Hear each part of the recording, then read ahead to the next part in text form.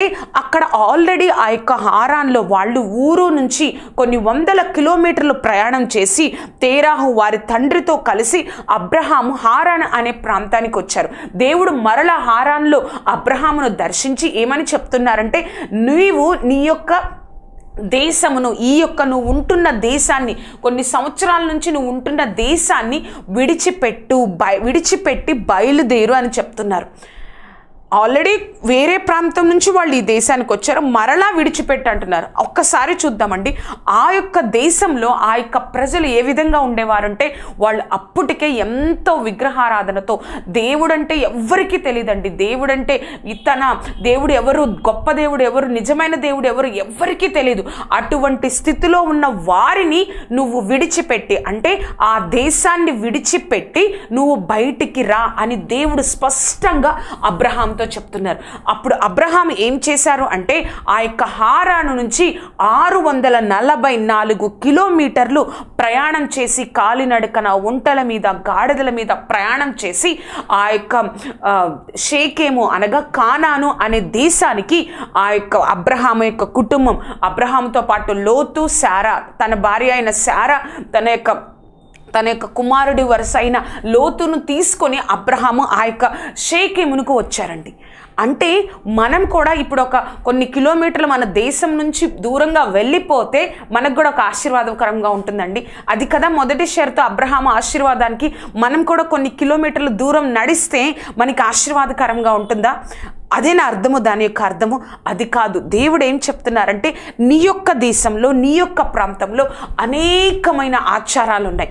అనేకమైన ఆచారాలతో, అనేకమైన పద్ధతులతో నువ్వు కలిసి ఉన్నావు. అనేకమైన ఆచారాలు, అనేకమైన పద్ధతులు వాటితో కలిసి ఉన్నావు. కాబట్టి నువ్వు వాటిని నీకు అంటకుండా, వాటితో నువ్వు ఉంటున్నావు, కానీ వారందరితో ఉంటున్నావు, కానీ వాటిని నీకు అంటకుండా చూసుకో. ఆ యొక్క ఆచారాలు కానీ, ఆ యొక్క పద్ధతులు కానీ, ఆ యొక్క పండగలు కానీ నువ్వు ఆచరించకుండా, నీ దేశంలో, నీ ప్రాంతంలో ఉన్న వాటిని నువ్వు ఆచరించకుండా చూసుకో అని దేవుడు నీతో నాతో ఈరోజు జ్ఞాపకం చేస్తున్నారండి. అవునండి, మన యొక్క దేశంలో కూడా ఎన్నో ఆచారాలు, ఎన్నో పండగలు ఎన్నో ఉంటాయి. కానీ సాతాను మనల్ని ఆ యొక్క పండగలకు, ఆ యొక్క ఆచారాలకు, ఆ యొక్క ఆకర్షితులయ్యేటట్లు చేస్తుంది. కానీ నువ్వు నేను దృఢంగా నమ్మాలి. ఎందుకు అంటే, నువ్వు నేను వెంబడిస్తున్న దేవుడు ఎటువంటి వాడు, నువ్వు నేను వెంబడిస్తున్న దేవుడు ఆయన తప్ప ఒక పాపిని ఎవ్వరూ రక్షించలేరని, ఆయన తప్ప యొక్క రెండవ రాకడ సమయంలో ఎవ్వరూ కూడా ఆ ఉగ్రత నుంచి తప్పించలేరని, ఆయన తప్ప పాపముల నుంచి విమోచించేవారు ఎవ్వరూ లేరని నువ్వు దృఢంగా నమ్మి ప్రార్థనలో, వాక్యంలో ప్రతిరోజు ఆయనతో సహవాసం చేస్తూ ముందుకెళ్తూ ఉంటే నువ్వు తప్పకుండా ఏం జరుగుతుందంటే, మన జీవితంలో ఏ యొక్క ఆచారం కానీ, ఏ యొక్క పద్ధతులు కానీ ఏది కూడా మనల్ని ఆకర్షితులు అవ్వకుండా, నువ్వు వెంబడించేదే శ్రేష్టమైనదిగా నీకు కనిపించినప్పుడు, నువ్వు వెంబడించేదే ఎంతో గొప్పదిగా కనిపించినప్పుడు వేరే దానికి నువ్వు ఆకర్షితులు అవ్వడానికి ఆ యొక్క ఆస్కారం ఉండదండి. కానీ మనం ఏం చేస్తామంటే, ఓకే దేవుడే కదా, ఏముందిలే, అందరూ ఒకటే కదా, సెక్యులర్ కంట్రీ కదా. ఇది కాదండి, దేవుడికి నచ్చంది అదే. ఒకసారి మనం ఒక వాక్యాన్ని చూద్దామండి. ఇర్మియా 10వ అధ్యాయము 2వ వచనం.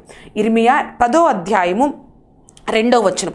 యెహోవా సెలవిచ్చుచున్నదేమనగా, అన్యజనముల ఆచారములను అభ్యసింపకుడి, ఆకాశమందు అగపడు చిహ్నములకు జనములు భయపడును, అయితే మీరు వాటికి భయపడకుడి.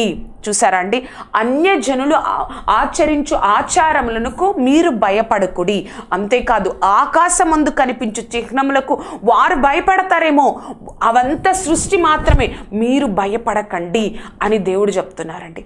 మీరు వాటి కోసం భయపడకండి అని దేవుడు మనతో చెప్తున్నారు. ఒక్కసారి నోవాహుని జ్ఞాపకం చేసుకుందామా?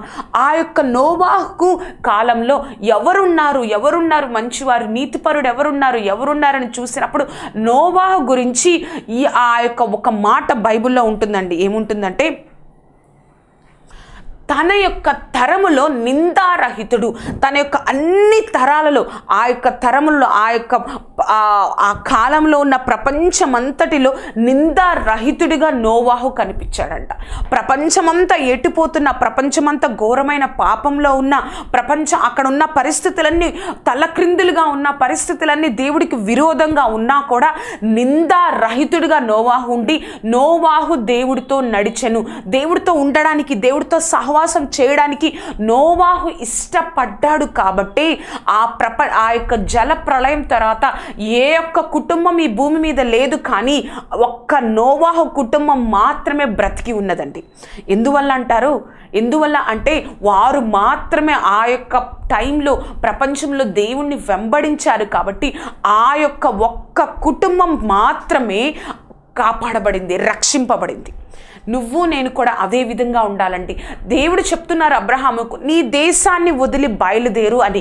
మనం కూడా దేశాన్ని వదిలి పారిపోమ్మని, వెళ్ళిపోమ్మని కాదు, కానీ ఈ లోక ఆచారాలు, ఈ లోక పద్ధతులు నీకు అంటనీయకుండా నీ హృదయంలో నువ్వు ఎవరిని వెంబడిస్తున్నావో, ఎంత గొప్ప దేవుణ్ణి నువ్వు వెంబడిస్తున్నావో అది నువ్వు తెలుసుకోగలిగితే దేవుడు గొప్పగా నిన్ను ఆశీర్వదిస్తాడండి.